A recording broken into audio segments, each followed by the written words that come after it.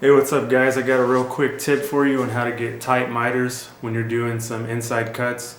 Here we have a basically board and batten wainscoting. They were putting this shoe molding inside of each panel.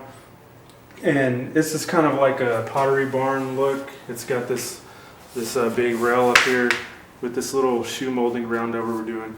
But the tip that I got for you is if you want to get these corners, these inside corners really tight, or any inside corner for that matter, really tight, and you've got 45 on each end, one of the things I do is I'll take a measurement for here, for the actual measurement, and I'll add basically a 1/16 or an 1/8 of an inch. An 1/8 is kind of pushing it, so a 1/16 is really what I like to do.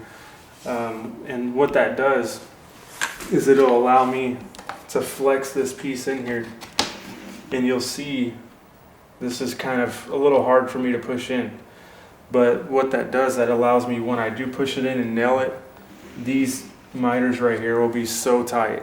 So I'll show you what that looks like, or just how that's done. Just push it in like that, and then I'll put one nail at the top and one at the bottom, and that's not going anywhere.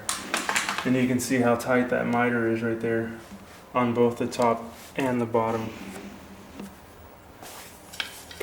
So what I'll do is I'll take a measurement. It's 25 and 1/8, and all of my pieces are 25 and 3/16. You can see that right there. They're actually a little bit between 3/16 and 1/4. So usually a 1/16 will work. I'll put it in one side, push it in, make sure the corners are good before I push the middle in, and you can hear it kind of snap in there, and then I'll just push that middle in. Super tight at the bottom.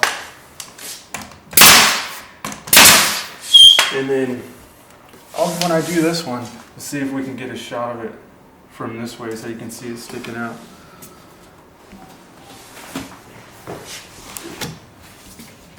Yeah, you see how that's the pressure that it has on it, and it kind of bounces back and forth.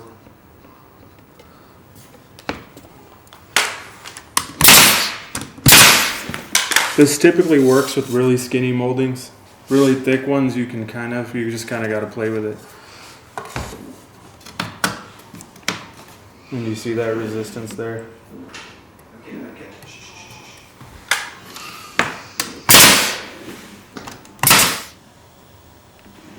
So there you have it, folks, a simple tip to get really tight miters when you've got back-to-back inside cuts like we do here.